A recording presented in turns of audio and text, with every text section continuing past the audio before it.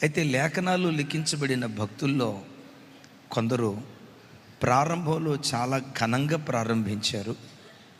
వారి ముగింపు కూడా అంతే ఘనంగా ముగించబడింది. మరికొందరి జీవితాలు మనం చూస్తే ప్రారంభం బహుఘనంగా ప్రారంభించారు, ముగింపుకు వచ్చేసరికి వారి ముగింపు బహుఘోరంగా ముగించబడింది. ఆయన పిల్లలైన మన జీవితాల్లో ప్రసంగి భక్తుడు అంటాడు కదా, కార్యారంభము కంటే కార్యాంతము మేలు. మన ప్రారంభం ఘనంగానే ప్రారంభించాలి. ఒకవేళ చిన్న ఉడుదుడుకులు కలిగిన ఘనంగానే ప్రారంభించాలి. ప్రారంభించిన దానికంటే ముగింపు మరి ఘనంగా ముగించబడటానికి దేవుడు మన పట్ల కృప చూపాలి. బైబిల్ అని చెప్పే కదా, బైబిల్ చరిత్రలో పర్సంటేజ్ పాయింట్ ఆఫ్ వ్యూలో ఒక 100 మంది భక్తులను మనం తీసుకుంటే ఆ 100 మంది భక్తుల ప్రారంభం ఘనంగా ప్రారంభించారు. ముగింపుకు వచ్చేసరికి 73% ఫెయిల్యూర్ అయిపోయారు. ముగింపుకు వచ్చేసరికి భక్తుడు సొలొమోను, ఆయన ప్రారంభం సాధారణమైన ప్రారంభమా? దావీదు గారికి కూడా అలాంటి ప్రారంభం దొరకలా. దావీదు గారు కూడా ప్రారంభంలో అంత మహిమతో ప్రారంభించబడలా. అంత గొప్పగా ప్రారంభించబడిన సొలొమోను ముగింపుకు వచ్చేసరికి ఏ చేతులతో సర్వలోకనాథుని ఆలయాన్ని కట్టాడో, మహాదేవుని ఆలయాన్ని కట్టాడో, అదే చేతులతో దైవము కాని వాటి మందిరాలు కట్టి భ్రష్టుడిగా మిగిలిపోయినట్లుగా లేఖనాల్లో చూస్తున్నాం. సంసోను ప్రారంభం ఘనం, కానీ విచిత్రం ఏంటో తెలుసా? ఎంత ఘనంగా ప్రారంభించాడో అంత హీనంగా, అంత నీచంగా, ఒక మాటలో చెప్పాలంటే ఆత్మహత్య చేసుకుని చచ్చిపోయాడు. బైబిల్ చరిత్రలో 100 మంది భక్తుల చరిత్ర మనం చూస్తే ఘనంగా ప్రారంభించబడిన భక్తుల్లో ముగింపుకు వచ్చేసరికి 73% ఫెయిల్ అయిపోయారు. తతిమ 27% ఉన్నారే, ప్రారంభం ఎంత ఘనంగా ప్రారంభించారో వారు ముగింపు కూడా అంతకంటే ఘనంగా ముగించబడటానికి దేవుడు కృప చూపించాడు. పౌలు ప్రారంభం బహుఘనం. దమస్కు గుమ్మం దగ్గర దర్శించబడ్డాడు. ఏమంటా దర్శించబడ్డాడో, చనిపోయే ఆఖరి క్షణం వరకు దేవుని కొరకు మండుతూనే చనిపోయాడు. అతడు మండుచూ ప్రకాశించుతున్న దీపం వంటి వాడు అని సాక్ష్యం పొందిన బాప్తిస్మమిచ్చు యోహాను ఉన్నాడే, ఆయన ప్రారంభం మంటతోనే ప్రారంభించాడు. కానీ అద్భుతం, ఏ మంటతో ప్రారంభించాడో అదే మంటతో తన జీవితాన్ని ముగించటానికి దేవుడు కృప చూపించాడు. ఈరోజు వాక్యం వింటున్న బిడ్డలారా, మిమ్మల్ని ఒక ప్రశ్న అడుగుతా.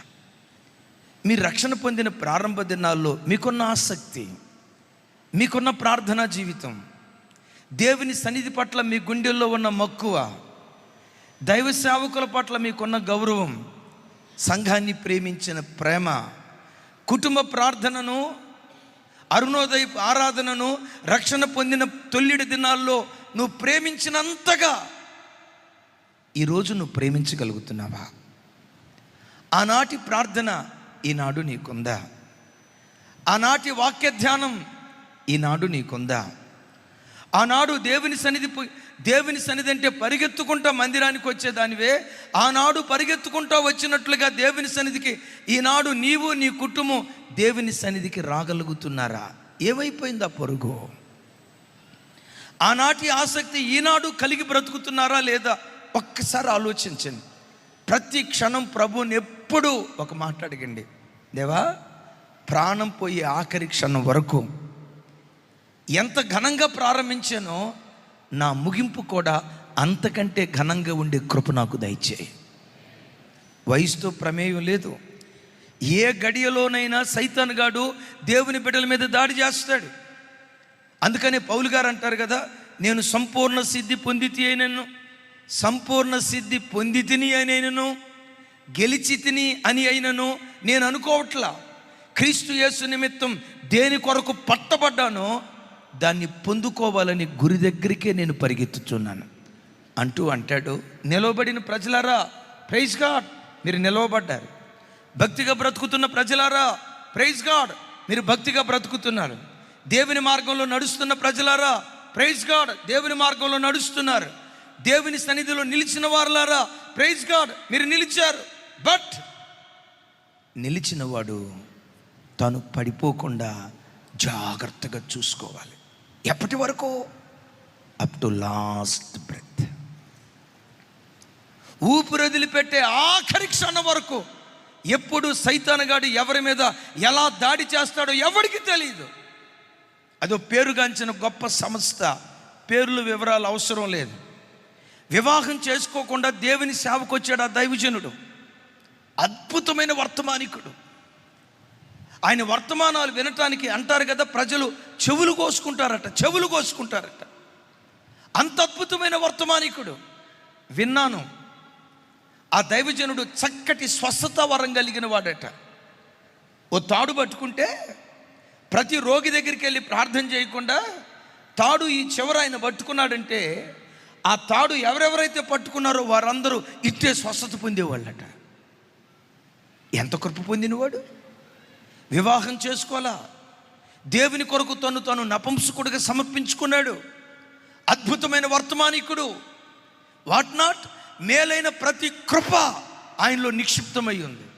అసలు రకంగా ఈయన ఈ తరపు పౌలు, ఈ తరపు అపోస్తలుడు అని సంఘమంతా మాట్లాడుకునేది. సేవలా జరుగుతుంది. వృద్ధాప్యానికి వచ్చేటప్పుడు ఒక ఆదివారం చర్చిలో వాక్యం చెప్తా సడన్గా ఏమన్నాడు తెలుసా? విశ్వాసులారా, దేవుడు నాకు ప్రత్యక్షత ఇచ్చాడు. సంఘంలో ఉన్న బిడ్డలందరూ ఏదేనో అనుభవానికి రావాలి అన్నాడట. కూర్చున్న వాళ్ళకి అర్థం కాక ఏదేను అనుభవానికి రావటం ఏంటయ్యా అని చూశారు. ఏదేను తోటలో ఆదాము ఎలా ఉన్నాడు? దిగంబరిగా లేడా? అవ్వమ్మ ఎలా ఉంది?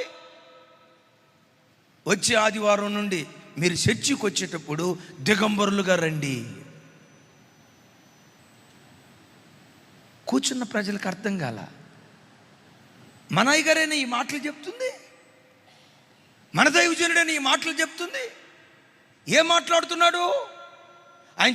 చెప్తూ కొనసాగింపు ఏంటో తెలుసా? మనం ఏ స్థాయికి ఎదగాలంటే దిగంబరంగా ఉన్న పురుషుని చూసిన అపవిత్రమైన మనసు మనకు రాకూడదు, ఆ స్థాయికి వెళ్ళాలి. దిగంబరిగా ఉన్న స్త్రీని చూసిన ఏ అపవిత్రమైన మనసు మనకు రాకూడదు, ఆ స్థాయికి వెళ్ళాలా అని ఒక క్రొత్త బోధ సంఘానికి చెప్తున్నాడట.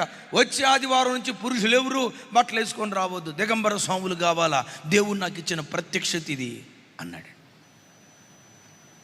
ప్రార్థన అయిపోయిన తర్వాత, దైవజనుడా, నువ్వు బోధించిన బోధ ఏంటి? శరీరపు సౌష్ఠం బయట కనపడకుండా స్త్రీ చక్కటి వస్త్రాలు వేసుకోవాలి అని కదా బోధించింది. అశ్లీలమైన వస్త్రాలు వేసుకోకూడదు కదా, అది కదా నువ్వు బోధించింది. అలాంటి నీవు దిగంబరిగా రమ్మని బోధిస్తావేంటి? ఇది దేవుడు నాకు ఇచ్చిన ప్రత్యక్షత, ఇదే యెహోవా వాక్కు అన్నాడంట. వెలుగుతోత బట్టి ఆయన బ్రతిమలాడి చెప్పిన వినకపోతే చివరికి ఏం చేశారో తెలుసా? చీకటి గదిలో బంధించి ఆ గదికి తాళం వేసి అన్నపానాలు కిటికీలో కూడా ఇచ్చి 1 నెల పాటు చీకటి గదిలో ఉంచారట. నీ మనసు మార్చుకున్నావా? దైవజనుడా, కృప కలిగిన వాడివి, దైవజనుడా, అభిషక్తుడివి, దైవజనుడా, గొప్ప వర్తమానికుడివి, నీ కృపను కోల్పోకు. ఇప్పుడైనా నీ మనసు మార్చుకున్నావా? అక్కడుండి అంటాడట, దేవుడు నాకు ఇచ్చిన ప్రత్యక్షత, సంఘం మరలా ఏదేను తోట అనుభవానికి రావాలి, దిగంబరులుగానే చర్చికి రావాలి. నెల తర్వాత, 2 నెలల తర్వాత, సంవత్సరం తర్వాత, 2 సంవత్సరాల తర్వాత, చివరికేంటో తెలుసా? చచ్చిపోయే వరకు ఆ వెలుగు దురాత్మతోనే ఆ దైవజనుడు చచ్చిపోయాడు. ఆ మధ్య ఒక చోటుకు వెళ్తే 65 సంవత్సరాల ముసలాయన, 65 సంవత్సరాల ముసలాయన 60 సంవత్సరాల తన భార్య మీద అనుమానపు రోగం పట్టుకుందట. ఏలూరులో చెప్తున్నారు, ఓ పట్టణంలో చెప్తున్నారు. 65 సంవత్సరాల ముసలోడు, తన భార్యకి 60 సంవత్సరాలు వచ్చినాయి. ఆ భార్యాభర్తలు ఇద్దరు ఒకలా ప్రిస్కిలా లాంటి వాళ్ళు సార్. భక్తిహీనులు కాదు, తాగుబోతులు కాదు, తిరుగుబోతులు కాదు, సినిమాల చుట్టూతో జరిగిన వాళ్ళు కాదు, భక్తి కలిగిన భార్యాభర్తలు. ఆ దైవజనుడిని అడిగితే అకులా ప్రిస్కిలాలయ్యా వీళ్ళు అని చెప్తూ ఉండేవాడు. 60 సంవత్సరాలు దాటిన తర్వాత భార్యతో అంటాడట, నువ్వు ఎవరితో తిరిగేవే?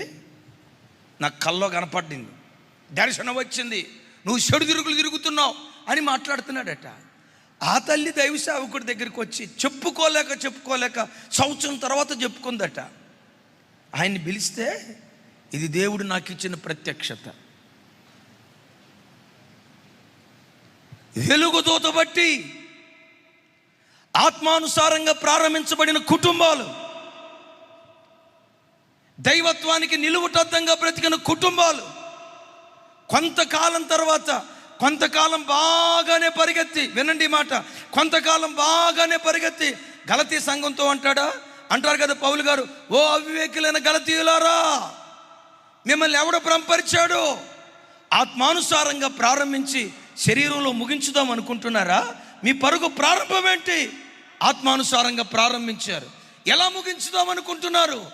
శరీరంతో ముగించాలనుకుంటున్నారు. జాగ్రత్త అని పౌలు కట్టిన సంఘాన్ని హెచ్చరిస్తూ ఆ మాట చెప్తున్నాడు. ఈరోజు వాక్యం వింటున్న బిడ్డలారా, ఒక్కసారి నా వైపు చూడండి. ప్రజల్లో ఎక్కువ శాతం ఒకనాటి భక్తి, ఒకప్పటి ప్రార్థన, ఒకప్పటి విశ్వాసం, ఒకప్పటి దేవుని కొరకైన తెగింపు, ఒకప్పటి తగ్గింపు, ఒకప్పటి దీనత్వం, ఒకప్పటి పరిశుద్ధత, ఒకప్పటి సాత్వికం, ఒకప్పటి నెమ్మది సాతాను దేవుని ప్రజల నుంచి దొంగిలించేశాడు. సూటిగా నేను ఒక మాట అడుగుతా, చెల్లి, తమ్ముడు, అన్న, అక్క, నా వైపు చూడండి. రక్షణ పొందిన ప్రారంభ దినాల్లో గత 10 సంవత్సరాల క్రితం ఏ భక్తి నాలో ఉండేదో టిల్ డేట్ ఆ భక్తిని నేను కాపాడుకున్నానయ్యా. ఆ ప్రార్థనా జీవితాన్ని నేను కాపాడుకున్నానయ్యా. భక్తిలో, విశ్వాసంలో, పరిశుద్ధతలో ఇంత కూడా నేను సన్నగిల్లలేదు. సన్నగిల్లకపోగా వారు నానాటికి బలాభివృద్ధి పొందుతారు అని వ్రాయబడినట్లుగా నా ప్రార్థన బలం అధికమైంది, నా పరిశుద్ధత అధికమైంది, నా విశ్వాసం అధికమైంది, నా ఉపవాస అనుభవాలు అధికమయ్యాయి. మీలో ఎంతమంది ఈ మాట చెప్పగలరు? చెప్పగలిగితే అన్న నువ్వు ధన్యుడివి. ఆ మాట నువ్వు చెప్పగలిగితే అయ్యా, అమ్మ నువ్వు ధన్యురాలివి. పరిశుద్ధ గ్రంథమైన బైబిల్లో అపోస్తలుడైన పౌలు విశ్వాస వీరులుగా బ్రతికిన ఒక ఇద్దరి గూర్చి వేదనతో ఫిలిప్పీ పత్రికలో ఇలా మాట్లాడతాడు. చూడండి ఆ మాట. ఫిలిప్పీలకు రాసిన పత్రిక 4వ అధ్యాయం 2-3 వచనాలు. నిజ క్రైస్తవుడు సంతోషించే 7 విషయాలు గత ఆదివారం మనం విన్నాం. ఆ ఫిలిప్పీ పత్రికలో నుండి మరో మాట నాతో కలిసి, ప్రభువునందు ఏక మనసు గలవారయుండుడని ఇవోదియాను, పెద్దగా ఇవోదియాను, సుంటుకేను బతిమాలు కొనుచున్నాను. 3వ వచనం, అవును నిజమైన సహకారి ఆ స్త్రీలు క్లెమెంతుతోనూ నా ఇతరుల సహోదరులతోనూ స్వార్థ పనిలో నాతో కూడా ప్రయాసపడిన వారు గనుక వారికి సహాయం చేయమని నిన్ను వేడుకొనుచున్నాను. అక్కడ ఇంకొక మాట రాసి ఉంది కదా, వారి పేర్లు జీవ గ్రంథములో వ్రాయబడి ఉన్నాయి. విన్నారా? పౌలు ఈ పత్రిక ఎక్కడి నుంచి రాశారు అంటే చెరసాలలో ఉండి రాశాడు. బైబిల్లో కొన్ని పత్రికలు ఉన్నాయి, అవి చెరపత్రికలు అనండి ఒకసారి. అంటే ఎక్కడుండి రాశాడు? చెరసాల్లో ఉన్నవాడు సుఖంతో ఉంటాడా, బాధలతో ఉంటాడా, సంతోషంగా ఉంటాడా, శ్రమల మధ్యలో ఉంటాడా, ఏమండి దెబ్బలు అనుభవిస్తూ ఉంటాడా, ప్రశాంతంగా ఉంటాడా, కడుపు నిండా తిండి ఉంటుందా, ఉండదా? ఉంటుందా? మీరేదో పంపించినట్టు చెబుతున్నారే, ఉంటుందా? జీవన్ బాబీ ఉంటుందా? చెరసాల 6 అడుగులు పొడవు, 4 అడుగులు వెడల్పు, మలమూత్రాదులు అందులోనే గతంలో చెప్పాను. రోజుకు ఒక పూట భోజనం, వాష్రూమ్కి వెళ్ళాలన్నా, ఏ కార్యక్రమం చేయాలన్నా అదే గదిలో పండుకోవాలి, అదే గదిలో భోజనం చేయాలి. ఇలాంటి దుస్థితిలో పౌలుండి చెరసాలలో ఉండి తన బాధల గూర్చి చెప్పకుండా సంఘాన్ని గూర్చి చింతిస్తున్నాడు. ఒకవేళ పౌలు స్థానంలో కనుక వేరే పాస్టర్ గారు నాలాంటి వాళ్ళు ఉంటే, ఫిలిప్పీ సంఘమా, పలానా సైనికుడు వచ్చాడు, శతగొట్టు వదిలిపెట్టాడు నన్ను, నా ఒంటి మీద గాయాలు చూడు, రక్తం గారుతుంది, తలెంతలా వాసింది, కాళ్ళింతలా వాసింది, ఈ బాధలన్నీ భరించే శక్తి దేవుడు అనుగ్రహించేటట్లుగా నా కొరకు ఉపవాసం అని అడుగుతాడా లేదా? వాస్తవంగా ఈ పత్రిక తన బాధలు చెప్తూ రాయాలి, తన వేదనలు చెప్తూ రాయాలి. చెరసాలలో ఉండి సంఘాన్ని గూర్చి చింతిస్తున్నాడు. తమ్ముళ్ళు, నా వైపు చూడండి. నిజ క్రైస్తవుడు ఎప్పుడు తనకెన్ని చింతలున్నా, ఈ భూమి మీద బ్రతికినంత కాలం ఎప్పుడు ఏదో ఒక సమస్య మనలను ఏలుబడి చేస్తుంది. సమస్యలకు భయపడకుండా, నీ బాధే బాధ అనుకుంటూ 24 గంటలు ఏడవకుండా చెరసాలలో ఉండి పౌలు సంఘాన్ని గూర్చి చింతించినట్లుగా సంఘానికి వచ్చే ప్రతి బిడ్డ, నా సంఘానికి నేనేం చేయాలి, నా దేవుని ప్రతినిధులకు నేను ఎలా ఉపయోగపడాలి, నేను నా కుటుంబం సంఘంలో చేయాల్సిన పాత్ర ఏంటి, ఈ పరిచర్య దేవుడిచ్చిన ఈ సంఘం అంతకంతకు విస్తరించడానికి నేను నా కుటుంబం ఎలాంటి భూమిక సంఘంలో పోషించాలని మనకెన్ని శ్రమలున్నా ఆ శ్రమల మధ్యలో సంఘాన్ని గూర్చి చింతించే వ్యక్తులుగా దేవుని సన్నిధిలో మనం బ్రతుకుదుముగాక. ఓ యవనస్తుడు ఉపవాస ప్రార్థనలో కూర్చొని దేవునితో ఇట్లా అంటున్నాడట, దేవా, అందరూ మీ దగ్గరికి వచ్చి వాళ్ళ బాధలు చెప్పుకుంటున్నారు, కానీ నాకు మాత్రం అసలు నీ బాధ ఏంటో తెలుసుకుందామని నాకు అనిపించింది అయ్యా. నా తెలుగు మీకు వినపడిందా? నేను తెలుగులోనే చెప్పేది. దేవా, అందరూ మీ దగ్గరికి వచ్చి వాళ్ళ బాధలు చెప్పుకుంటున్నారయ్యా. నా ఆశ ఏంటంటే, దేవా, నువ్వు ఎంత దేవుడు అయినా నీకు కూడా కొన్ని బాధలు ఉంటాయి కదయ్యా, నీ బాధలేంటో నాకు చెప్పయ్యా. నాకు చేతనైతే, నాకు సఖ్యమైతే ఆ కృప కూడా నువ్వు నాకు ఇస్తే నీ బాధలు ఎంతో కొంత తగ్గించేటట్టుగా నేను నా ప్రయత్నం చేస్తానయ్యా అని ప్రార్థనలు అడుగుతున్నాడట. దేవా, నీకు ఏ బాధలు ఉన్నాయో ఒకసారి చెప్పయ్యా అని. నేనంట, ఈ ప్రార్థన చేసినందుకు ఆ ప్రార్థన విని దేవుడు ఊరుకోరా నాకేం బాధలు అని అని ఉంటాడా? దేవుడు మంత్రముగ్ధుడై ఉంటాడా? దేవుడు మురిసిపోయి ఉంటాడా? మౌనం అయిపోయి ఉంటాడా? ఏమండి, అరే నా బాధ అడుగుతున్నావా?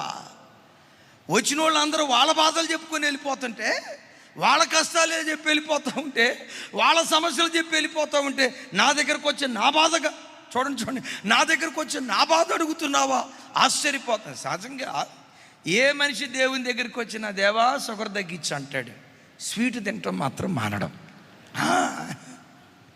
దేవా బీపీ తగ్గించు అంటాడు, ఉప్పు మాత్రం ఇతనాభి తక్కువైతే మా ఓడు ఊరుకోడో. ఎప్పుడైనా పలసగా ఉప్పు తక్కువేసి వండిందా, ఇక మా ఓడు భార్య వైపు సీరియస్గా చూసి ఏమంటాడు తెలుసా? అసలు నిన్ననేవి సుఖమే.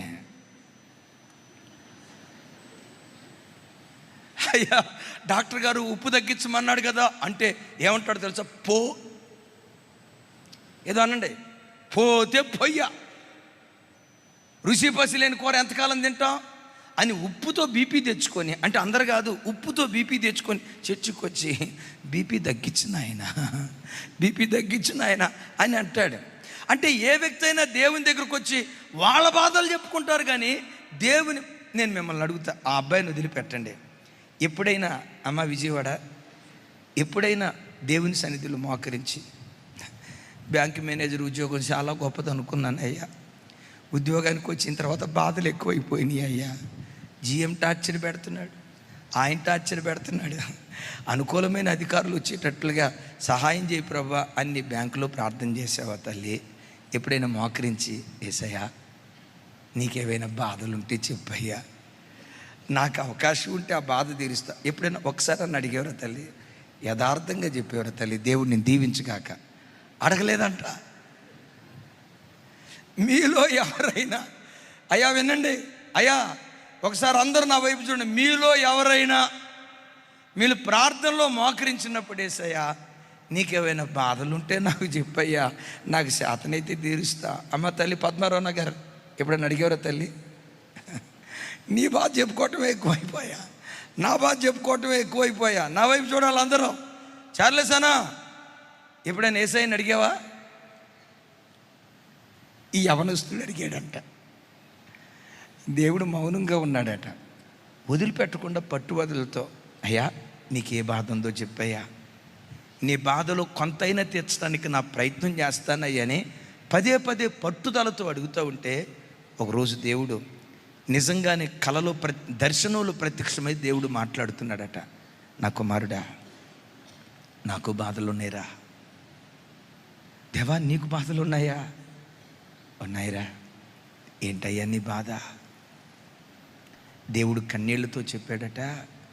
నంబర్ 1, నన్నెరుగక దైవము కాని వాటిని ఆరాధించే నా ప్రజలు. భూమి మీద బ్రతుకుతున్న ఏ ప్రజ అయినా ఒకే దేవుని వలన సృష్టించబడిన వారు.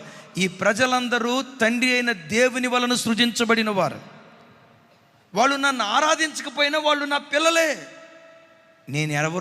నేనెవరో ఎరుగక దైవము కాని వాటిని ఆరాధిస్తున్నారు ఒక గుంపు. వాళ్ళను గూర్చి మానని వేదన నా గుండెల్లో ఉంది. రెండో గుంపు ఏంటో తెలుసా? నన్నెరిగి కూడా తమ క్రియల ద్వారా ఎరగనట్లుగా బ్రతికే నామకార్థ క్రైస్తవులు. ఎరగని ప్రజలను కూర్చున్న బాధ ఒకవైపు, నేనెవరో ఎరిగి, నా వాక్యం ఏంటో ఎరిగి, నా సన్నిధిలో ఎలా బ్రతకాలో ఎరిగి ఎరిగి ఎరిగి తప్పు చేస్తున్న నామకార్థ క్రైస్తవులు నా రక్తంతో కడగబడి నా సన్నిధికి వచ్చి, నా మందిరానికి వచ్చి, నా వాక్యమని ఇన్ని కార్యక్రమాలు చేస్తున్న నా గాయాలు రేపే నా ప్రజలు, వీళ్ళిద్దరూ నాకు మానని వేదన కలుగు చేస్తున్నారు. ఇదే నా బాధ. వెంటనే అన్నాడట, అయ్యా నీ బాధ తీర్చడానికి నేనేం చేయగలనయ్యా? నన్నేం చేయమంటావు?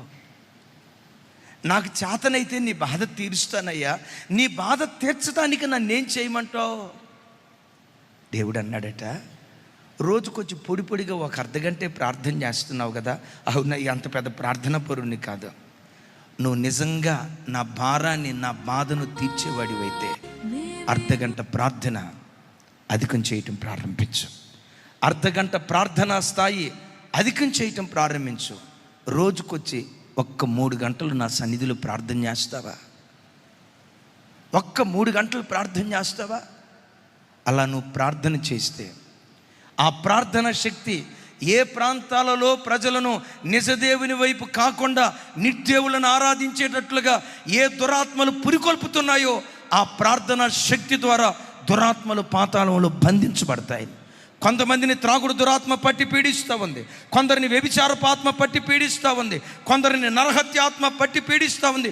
ఇలాంటి దురాత్మలు పాతాళంలో త్రొక్కివేయబడాలంటే ప్రార్థనా శక్తి ద్వారా నేను అణిచివేస్తాను. 3 గంటలు ప్రార్థన చేస్తావా? వారంలో ఒక్కరోజు ఉపవాసం ఉండి ప్రార్థన చేస్తావా? నెలకొకసారి రాత్రి అంతా నిద్ర చంపుకొని నా సన్నిధిలో ప్రార్థన చేస్తావా?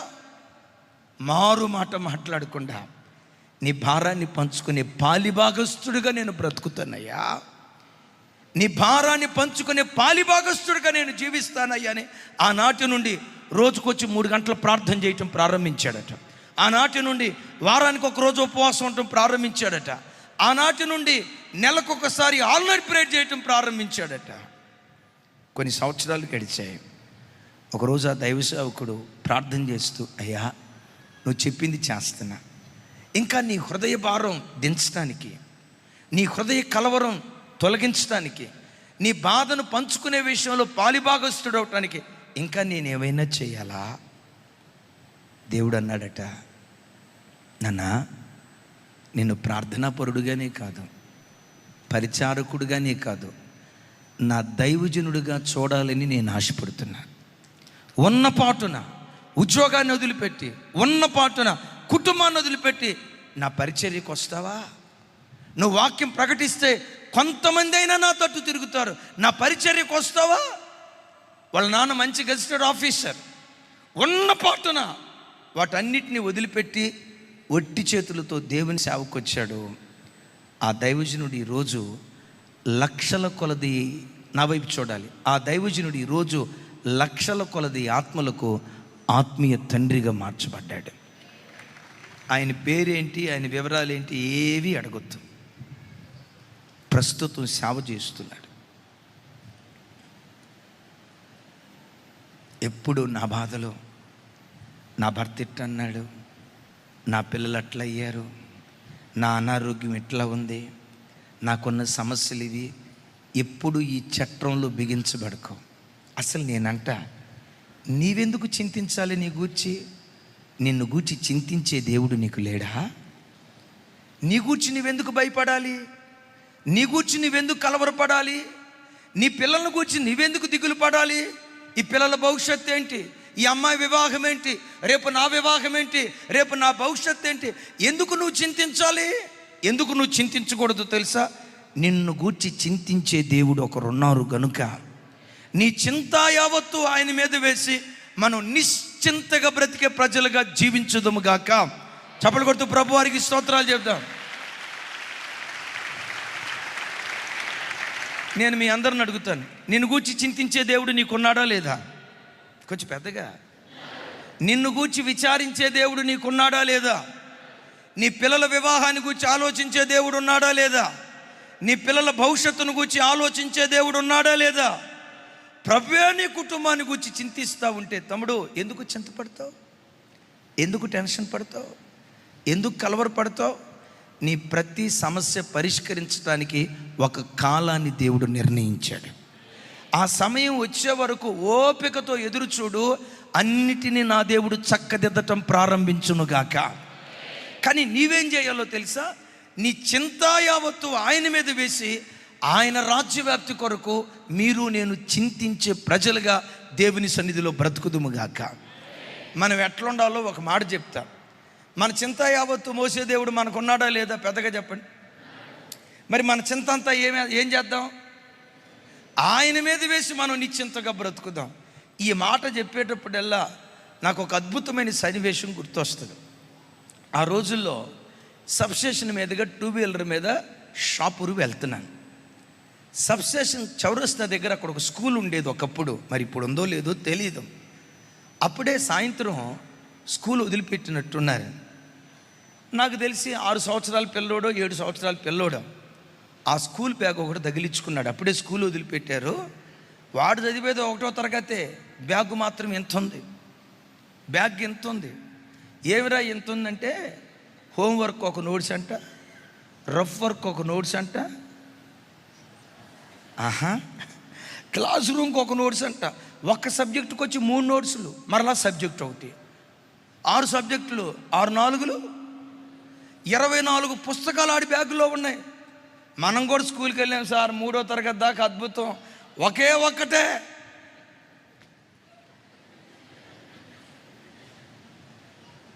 ఒక్క పలకతో 3 తరగతులు చదివాము సార్.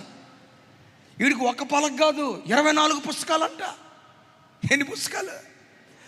ఆడ పుస్తకాలు మోయలేక ఆ బ్యాగు తాడు ఉంటుంది చూసారా, ఎదురు భాగం, ఆ తాడు మెడకెట్లా తగిలించుకొని పాత ముసలోడు వంగిపోయాడు. నేను చూసి అయ్యో పాపం, వీడికి బతుకులో ఎన్ని కష్టాలు వచ్చినాయిరా నాయన. వీడి వయసు చూస్తే 6 సంవత్సరాలు, ఆడు మోసే బరువు 60 కిలోలు ఉన్నట్టుంది. ఎంత కష్టం వచ్చిందిరా బాబు అని వాడి వైపు చూస్తూ ఉంటే భారంగా బ్యాగ్ తగిలించుకొని ఊగులాడుతూ వస్తున్నాడు. సరిగ్గా అప్పుడే వాళ్ళ అమ్మ చిన్నకాలి నుంచి వస్తున్నట్టుంది. వాళ్ళ మమ్మీని చూశాడండి. వాడి ముఖం క్రిస్మస్ పండుగ వెలిగినట్టు వెలుగుతుంది. వాళ్ళ మమ్మీని చూడటంతో మమ్మీ అని ఇట్లా అన్నాడు. అనేలోపు వాళ్ళ అమ్మ రానే వచ్చింది. 2 చేతులు చాపి వాడు బరువు తన మీద వేసుకుంది. బరువు ఎప్పుడైతే అమ్మ తన మీద వేసుకుందో ఈడేం చేస్తున్నాడు తెలుసా? డ్యాన్స్ చేస్తున్నాడు. డ్యాన్స్ చేస్తున్నాడు. ఎందుకు డ్యాన్స్ చేశాడు? వాడి బరువు ఎవరికి ఇచ్చాడు? నేను ఈ మాట చెప్పటానికి అతిశయపడతా. ఏంటో తెలుసా? నీవు ఆరాధించే నీ దేవుడు నీ తల్లి కంటే శ్రేష్ఠుడు, నీ తండ్రి కంటే శ్రేష్ఠుడు. ఎవరితో నీవు ఆయన్ని పోల్చలేవు. అసమానుడా దేవుడు, వర్ణింప సఖ్యము కాని సౌందర్యశీలత కలిగిన మహా గొప్ప దేవుడు. అలాంటి గొప్ప దేవుడు నీకుండగా గుండెల్లో ఏ బరువుతో ఈరోజు ఆరాధనకు వచ్చావో, గుండెల్లో ఏ బాధ పెట్టుకొని మందిరానికి వచ్చావో, నీ చింత యావత్తు ఆయన మీద వేసి నిశ్చింతగా బ్రతుకుదువుగాక. ఎగైన్ నీవు అనుభవించే ప్రతి సమస్యకు ఒక పరిష్కార కాలాన్ని దేవుడు నిర్ణయించాడు. ఆ కాలం వరకు ఓపిక పట్టు. దేవుడు తన సమయంలో తనదైన శైలిలో నీ జీవితంలో కార్యం జరిగించునుగాక. అయితే నిన్ను గూర్చి చింతించడం కాదు, నా సంఘానికి నేనేం చేయాలి, నా పరిచర్యకు నేను ఎలా ఉపయోగపడాలి. మతోన్మాదపు శక్తులు చెలరగుతున్నాయి, దేవుని రాజ్యానికి వ్యతిరేకంగా నిలుస్తున్నాయి. అభిషక్తుని సింహాసనానికి విరోధంగా వాళ్ళు పనిచేస్తూ ఉన్నారు. ఇలాంటి భయంకరమైన దినాల్లో ఓ క్రైస్తవ యవనస్తుడిగా నా క్రీస్తు రాజ్యం కొరకు నేనేం చేయాలి, నా మినిస్ట్రీ కొరకు నేనేం చేయాలి, నా పరిచర్య కొరకు నేనేం చేయాలని దేవునిని గూర్చిన విచారణ చింత మన గుండెల్లో గూడు కట్టుకునుగాక.